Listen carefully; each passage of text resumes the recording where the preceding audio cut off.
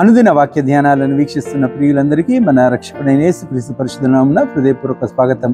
ఈనాటి మన అనుదిన వాక్య ధ్యానాలలో మన ప్రియులు పెద్దలు శ్రీమతి జె పద్మలలిత జనార్దన్ గారు లేవియా కాండంలో యేసుక్రీస్తు ప్రత్యక్షతలు, the four shadows of Christ in Leviticus అనే అంశంపై మనకు సందేశాన్ని అందిస్తారు.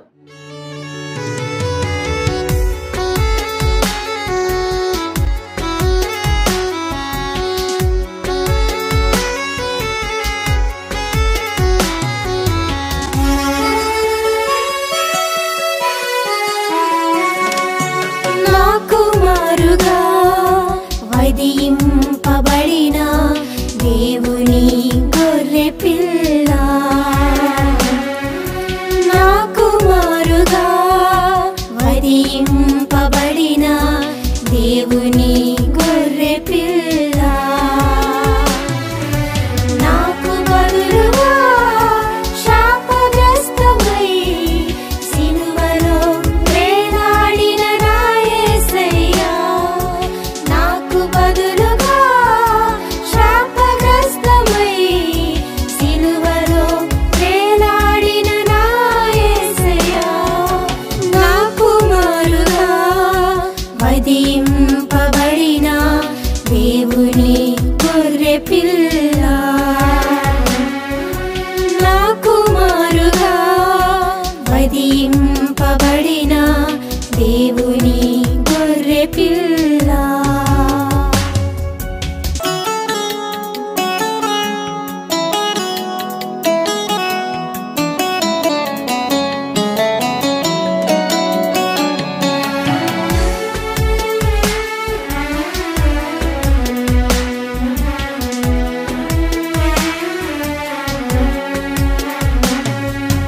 లోక పాపములను మోసుకొని పోయిన దేవుని గొర్రె పిల్ల,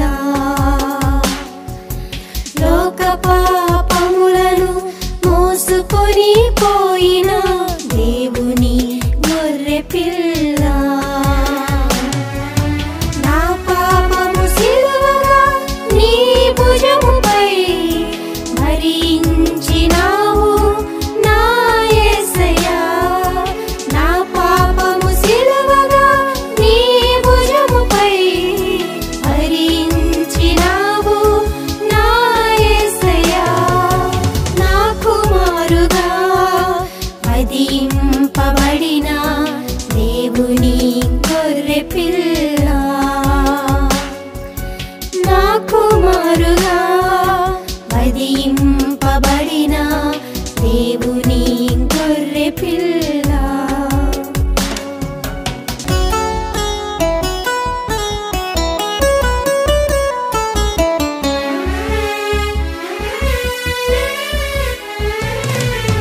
మోరియా పర్వతముపై ఇస్సాకు కుమారుగా వధింపబడిన గొర్రె పిల్ల, మోరియా పర్వతముపై ఇస్సాకు కుమారుగా వధింపబడిన గొర్రె పిల్ల, కలువరి గిరిపై నాకు బదులుగా వధింపబడిన నా యేసయ్యా, కలువరి గిరిపై నాకు బదులుగా వధింపబడిన నా యేసయ్యా, నా కుమారుగా వధింపబడిన దేవుని గొర్రె పిల్ల,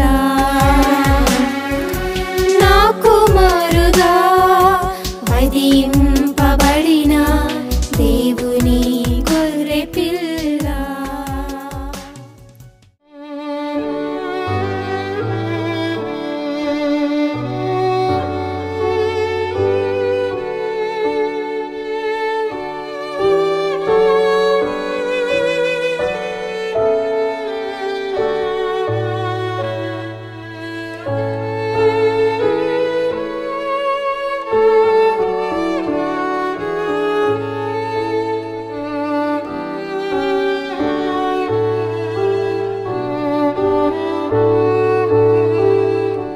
అనుదిన దైవ ధ్యానాలకు స్వాగతం. యేసుక్రీస్తు పరిశుద్ధ నామములో మీకు అందరికీ శుభములు కలుగును గాక. వాక్యమైన దేవానికి వందనాలు. వాక్యాన్ని మాకు వినిపించమని, బలపరచమని, వాక్యం అనే పునాది మీదనే మా జీవితాలు కట్టబడాలని ఆశపడుతున్నాం. సహాయం చేయండి, కనికరించి కృప చూపమని, వినేవారందరికీ వినగలిగిన మనసు బుద్ధి పుట్టించమని అడుగుతున్నాను. విన్న వెంటనే వారి జీవితాన్ని బేరే చేసుకోవడానికి సహాయం చేయండి. యేసుక్రీస్తు పరిశుద్ధ నామములో ప్రార్థన చేసి వేడుకుంటున్నాను పరమ తండ్రి, ఆమేన్. ఇదివరకు ఎపిసోడ్లో దాని లేవియా కాండంలో పరిశుద్ధపరచబడ్డ, ప్రత్యేకపరచబడ్డ అనే మాట నేర్చుకున్నాం. లేవియాకాండం 16వ అధ్యాయంలో ఒక దాని గురించి ఉంది. అక్కడ ఎక్కడెక్కడ యేసుక్రీస్తు ప్రత్యక్షమైనది చూద్దాం. అహరోను 2 కుమారులు యెహోవా సన్నిధిని సమీపించి చనిపోయిన తర్వాత యెహోవా మోషేతో మాటలాడి ఇట్లా నేను కరుణాపీఠం మీద మేఘంలో కనబడదును గనక నీ సహోదరుడైన అహరోను సావకుండునట్లు అతడు మందసం మీద కరుణాపీఠం ఎదురున్న అడ్డుతెరలోకి ఎల్లప్పుడూ రాకూడదని అతనితో చెప్పాను. అతడు పాప పరిహారార్థ బలిగా ఒక కోడెదూడను, దహన బలిగా ఒక పొట్టేలను తీసుకొని వీటితో పరిశుద్ధ స్థలంకు రావలను. అతడు ప్రతిష్ఠితమైన చొక్కాయి తొడుక్కొని తన మానమునకు సన్న నార లాగును తొడుక్కొని సన్న నార దట్టి కరుచుకొని సన్న నార పెట్టుకొనవలను. అది ప్రతిష్ఠిత వస్త్రములు గనక నీళ్లతో దేహమును కడుకొని వాటిని చేసి కొనవలను. ఇక్కడ పాప పరిహారార్థ బలి కొరకి ఈ ఒక పండగను గురించి చెప్తున్నాడు. పాప పరిహారార్థ ప్రాయశ్చిత్త దినం. అయితే ఇక్కడ ప్రత్యక్ష గుడారంలో పరిశుద్ధ స్థలం, అతి పరిశుద్ధ స్థలం ఉంది, ఆవరణం ఉంది కదా. ఆవరణం మీద ఒక భాగం, పరిశుద్ధ స్థలం, అతి పరిశుద్ధ స్థలం. అతి పరిశుద్ధ స్థలానికి ప్రధాన యాజకుడు సంవత్సరానికి ఒకేసారి వెళ్తాడు. ఆయన బలి అర్పించడానికి వెళ్ళినప్పుడు ఆయన పరిశుద్ధుడై ఉండాలి, లేకపోతే ఆయన వేసే బలిని దేవుడు అంగీకరించాడు, అక్కడికక్కడ ఆయన చనిపోతాడు. ఆ అతి పరిశుద్ధ స్థలానికి వెళ్ళేటప్పుడు అతను చావకుండానట్లు ఏమి చేయాలా అనేసి అంటే ఒక నాలుగు మేకలు తీసుకోవాలి. ఇక్కడ ఏమంటాడు, పొట్టేలు తీసుకొని ఒకటి ఎలా ఉండాలి చూడండి. ప్రధాన యాజకుడు ఒక్కసారి అతి పరిశుద్ధ స్థలానికి వెళ్తాడు.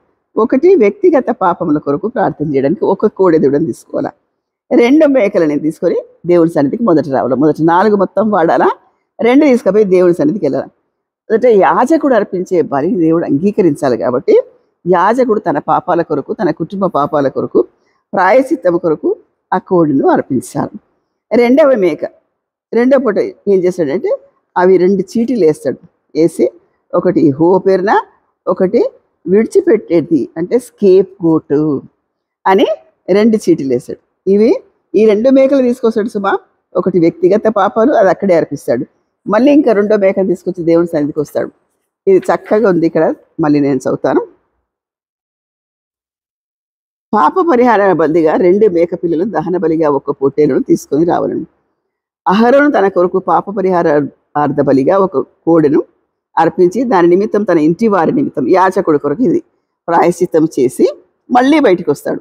ఆ 2 మేక పిల్లలను తీసుకొని వచ్చి ప్రత్యక్షపు గుడారం యొక్క ద్వారం వద్ద యెహోవా సన్నిధిని వాటిని ఉంచను.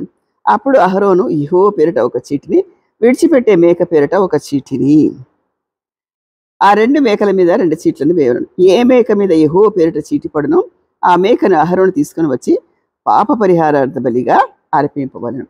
చీటీలు ఎందుకు వేసాడు?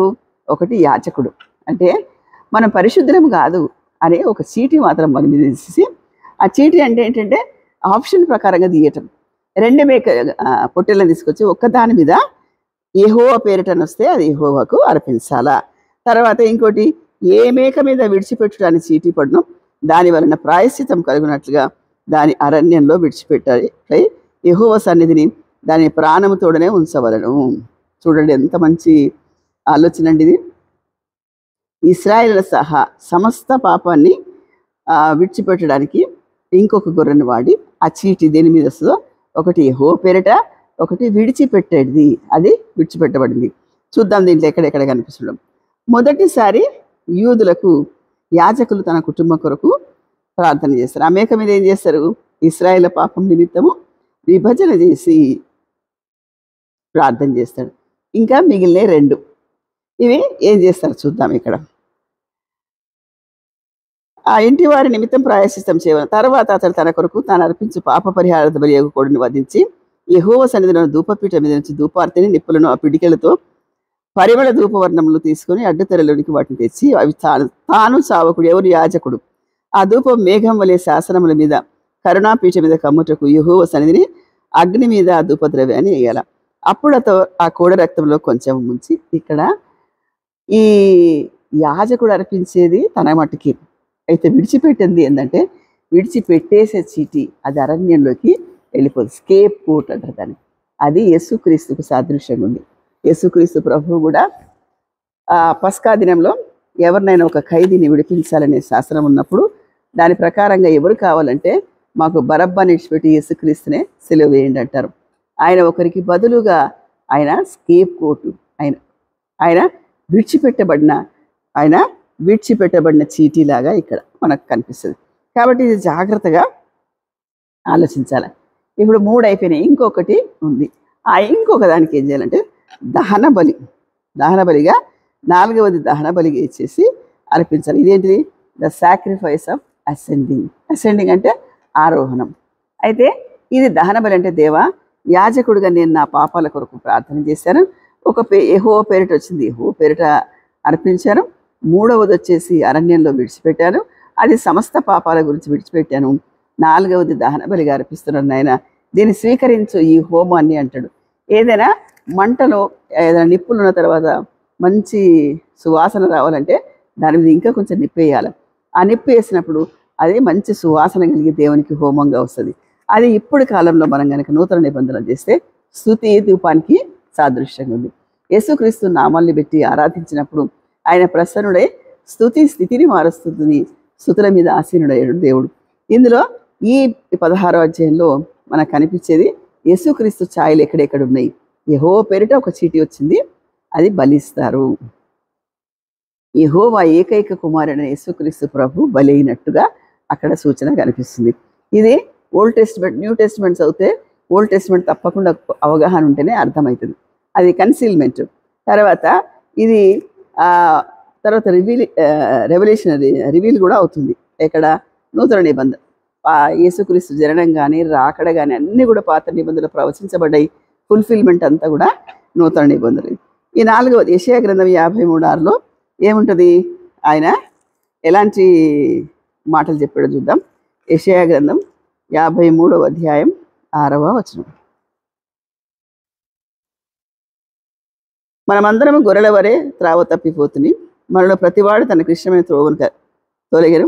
యెహోవా మన అందరి